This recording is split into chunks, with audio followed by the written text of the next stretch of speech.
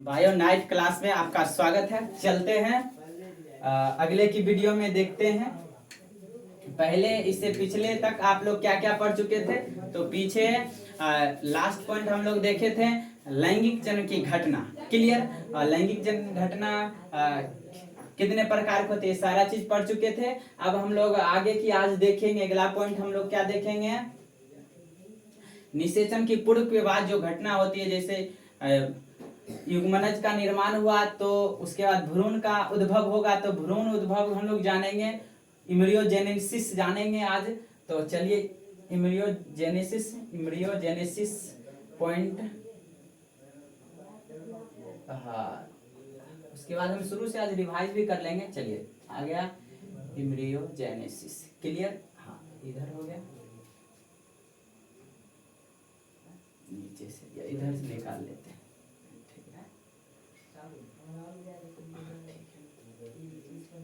तो चलिए, तो आज हम लोग देखेंगे भ्रूण उद्भव के बारे में। ये भ्रूण उद्भव क्या होता है। चलिए, तो भ्रूण उद्भव इम्ब्रियोजेनेसिस किसे कहते हैं, तो जायकोट से भ्रूण के विकास की प्रक्रिया को कौन सी कहते हैं, भ्रूण का उद्भव कहते हैं।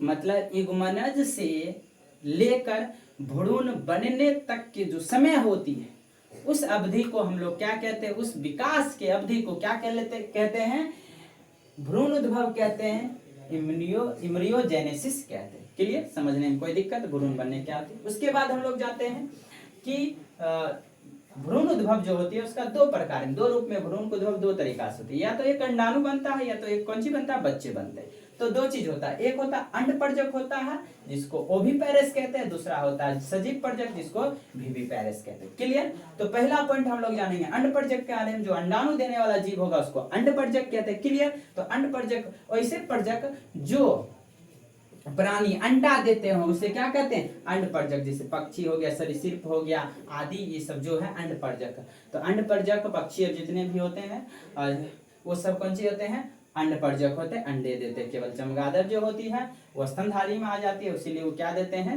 वो सजीव परजक होते हैं। अन्यथा जो भी पक्षी है, सरीसृप है, वो सब अंडे देती है। जो अंडे को जन्म देती है उसे अंडपरजक कहते हैं। क्लियर। उसके बाद अगर हम देखते हैं दूसरा पॉइंट, अगर हम लोग देखें तो दूसरा पॉइंट क्या होता है, सजीव परजक होता है। क्या होता है बाबू, सजीव परजक। तो हम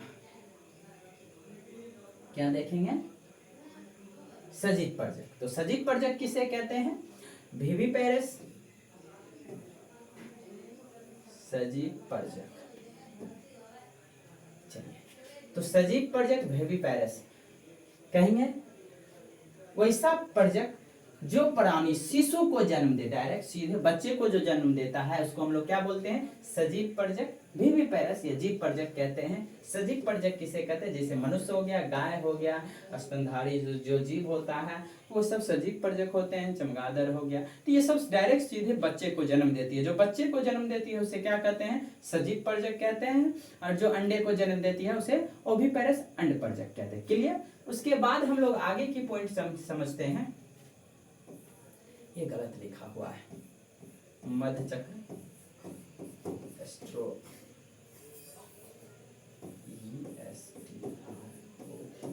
एस्ट्रो साइकिल, एस्ट्रोसाइकल होता है, यहाँ पर सही कर लीजिएगा।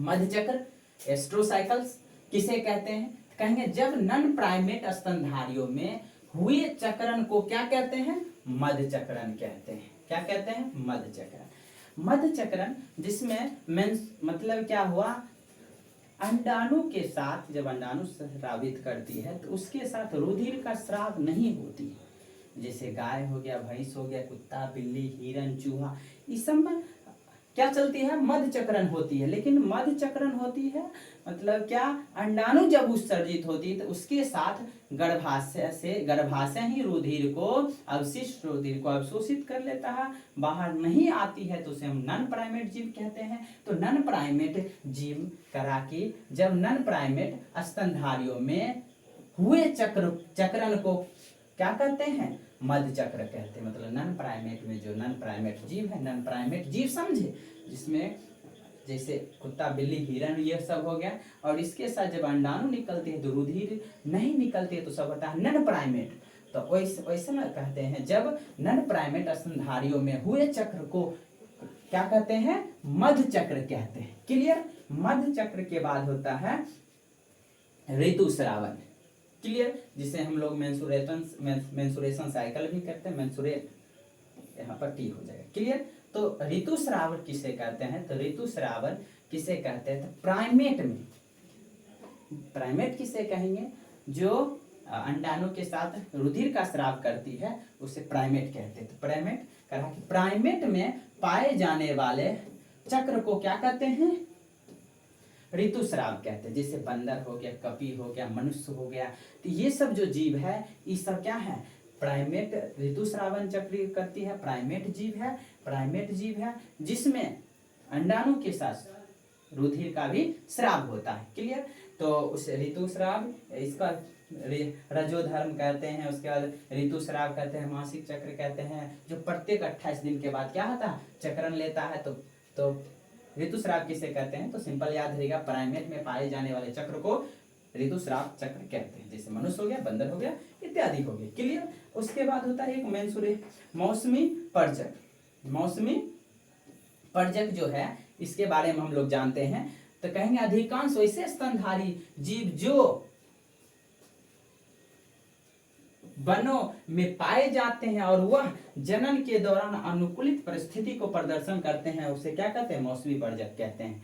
जैसे कि अब देखिए, मौसमी संबंधित कुछ पर्जक होते हैं जो मौसम आता है उसके बाद निषेचन करती है और बच्चे का निर्माण करती है, और वह अनुकूलित परिस्थिति में, जैसे कि आप लोग जानते होइएगा कि जो शेर होता है उसकी जनसंख्या या बाघ की जनसंख्या कम क्यों रही है, क्योंकि जंगल कटाई हो रही है। जंगल कटाई होने के कारण उसका क्षेत्रफल कम हो जाता है, क्योंकि वह जब निषेचन के लिए अनुकूलित कब होती है, जब 2 किलोमीटर रेस करती है, उस रेस करने के बाद तब जाकर उसमें उसके अनुसार अनुकूलित होती है। तो जंगल ही नहीं है, बाहर रेस करने की क्षेत्रफल ही नहीं मिलते तो रेस नहीं कर पाती है, तो उसके अनुसार अनुकूलित नहीं होती है। अनुकूलित नहीं होने के कारण निषेचन नहीं हो रही है, निषेचन के कारण बच्चे नहीं हो रही, तो उसकी जनसंख्या घट रही है। क्लियर। तो मौसमी संबंधित ही कहा गया है कि मौसमी पर्जक भी जीव होते हैं। तो कहेंगे अधिकांश ऐसे स्तनधारी जीव जो वनों में पाए जाते हैं और वह जनन के दौरान अनुकूलित परिस्थिति चक्र प्रदर्शन करते हैं, उसे मौसमी पर्जक कहते हैं। क्लियर।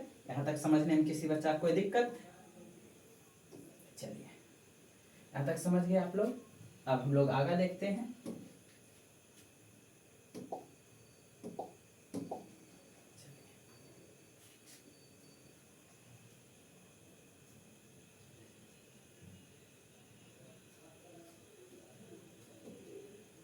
चलिए, तो यहाँ तक आप लोग पढ़ चुके हैं।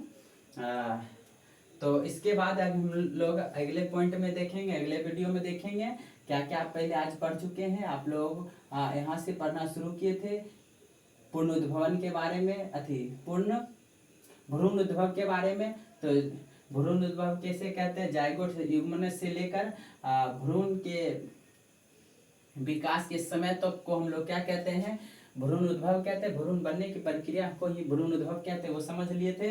अगर हम जाने तो ये 2 प्रकार की होती है, एक अंडपर्जक, एक सजीव पर्जक होती है। अंडपर्जक किसे कहते हैं, जो अंडे को जन्म देती है उसे अंडपर्जक कहते हैं, जो बच्चे को जन्म देते हैं उसे सजीव पर्जक कहते हैं। उसके बाद हम लोग समझे मध्य चक्र, समझे नन प्राइमेट स्तनधारी में हुए चक्रण को मध्य चक्रण कहते हैं। जैसे चूहा, हिरन, कुत्ता, बिल्ली हो गया।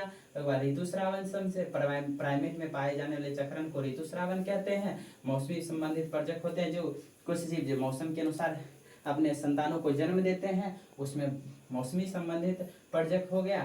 तो ये हो गया। अगले के वीडियो में हम उभयलिंगी के बारे में हम लोग देखेंगे। क्लियर। तो यहाँ तक ठीक है। थैंक यू, धन्यवाद।